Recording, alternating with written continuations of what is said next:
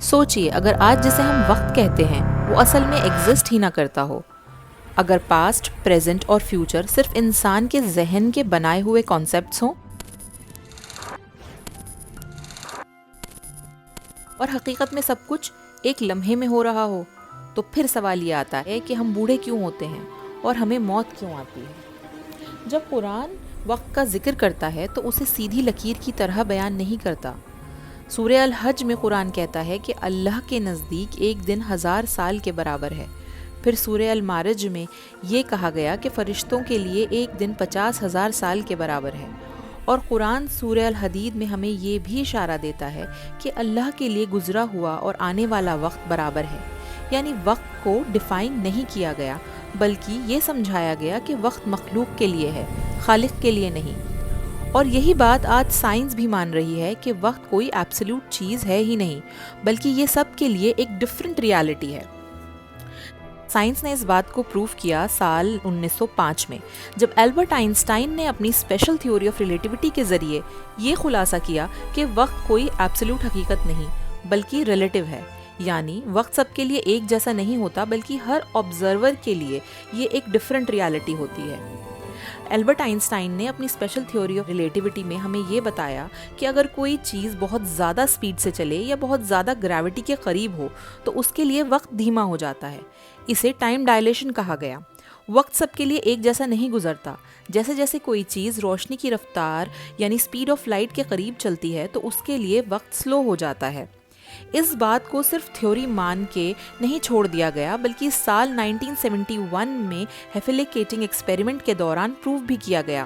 Experiment میں atomic clocks کو aeroplane میں رکھ کر دنیا کے گرد گھمایا گیا۔ جب یہ کلاکس واپس آئیں تو ان کا وقت زمین پر موجود گھڑیوں سے مختلف تھا۔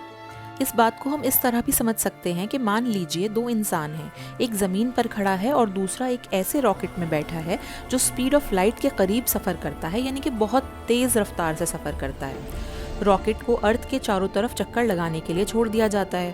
اب جب وہ راکٹ واپس آتا ہے تو ایک بہت ہی عجیب بات ہوتی ہے۔ زمین پر کھڑے انسان کے لیے وقت بالکل نارمل گزرا، لیکن راکٹ سے اترنے والے انسان کے لیے چند سیکنڈ کم گزرا۔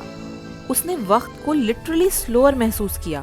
یہ کوئی ٹرک یا کہانی نہیں بلکہ فزکس کا رول ہے، جب سپیڈ بہت زیادہ ہو جائے تو وقت دھیما ہو جاتا ہے، اور اس فینومینا کو ویلوسٹی ٹائم ڈائلیشن کہتے ہیں، جہاں ایک ہی وقت دو مختلف رفتاروں پر چل کر دو الگ نتیجے پیدا کرے۔ اسی طرح آئنسٹائن کی جنرل تھیوری آف ریلیٹیوٹی کے مطابق گریوٹی صرف چیزوں کو کھینچتی نہیں، وہ اسپیس ٹائم کو بینڈ کرتی ہے۔ جتنا زیادہ گریوٹی اتنا زیادہ وقت سلو۔ اسی لیے زمین پہ موجود گھڑیاں سیٹلائٹ پہ موجود گھڑیوں کے مقابلے میں تھوڑا سلو چلتی ہیں۔ یہ کوئی سائنس فکشن سٹوری کی طرح ساؤنڈ کرتا ہے، بٹ یہ ایکچولی میں ایک ریالٹی ہے۔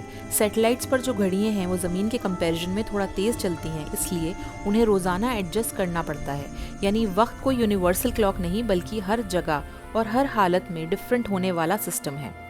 کوانٹم فزکس کے مطابق ایک جگہ جو چیز ابھی ہو رہی ہوتی ہے دوسری جگہ سے دیکھی جائے تو ممکن ہے وہ ابھی ہوئی ہی نہ ہو۔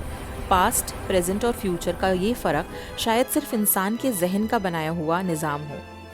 اور دلچسپ بات یہ ہے کہ سال 1955 میں اپنی ڈیتھ سے کچھ ہی دن پہلے آئنسٹائن نے اپنے دوست کو ایک خط میں لکھا کہ پاسٹ، پریزنٹ اور فیوچر کا فرق صرف ایک ضدی ایلیوژن ہے، یعنی جس چیز کو ہم اپنی زندگی کا سب سے بنیادی ڈھانچہ سمجھتے ہیں، سائنس خود اسے پوری طرح پکی حقیقت نہیں کہہ پا رہی۔ تو شاید ہم وقت کے مسافر نہیں بلکہ وقت کے قیدی ہیں، اور بڑھاپا آنا یا چیزوں کا ختم ہو جانا کوئی غلطی نہیں بلکہ اس سسٹم کا حصہ ہے جس میں ہمیں رکھا گیا ہے، اور موت وقت کا ختم ہونا نہیں بلکہ اس قید سے نکلنے کا دروازہ ہے۔ اس لیے قرآن سورہ الحدید میں کہتا ہے کہ ہر چیز اللہ کے علم میں پہلے سے موجود ہے۔ سوال یہ نہیں کہ وقت کیا ہے، سوال یہ ہے کہ ہم وقت کے اندر کیوں رکھے گئے۔ اسلام اس بات کو ایسے سمجھاتا ہے کہ وقت اللہ کی مخلوق ہے، نہ کہ اللہ کی پابندی۔ یہ ایک نظام ہے جس میں انسان کو امتحان کے لیے رکھا گیا ہے۔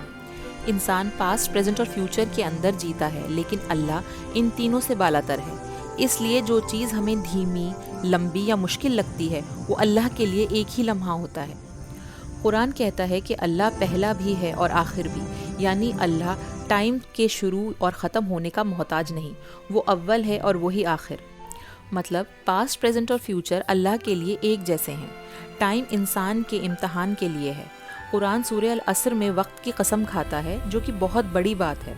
قسم ہے وقت کی، اور پھر کہتا ہے کہ انسان نقصان میں ہے سوائے ان لوگوں کے جو اپنا وقت صحیح جگہ لگاتے ہیں. مطلب وقت کا مقصد عمل ہے، صرف گزار دینا نہیں.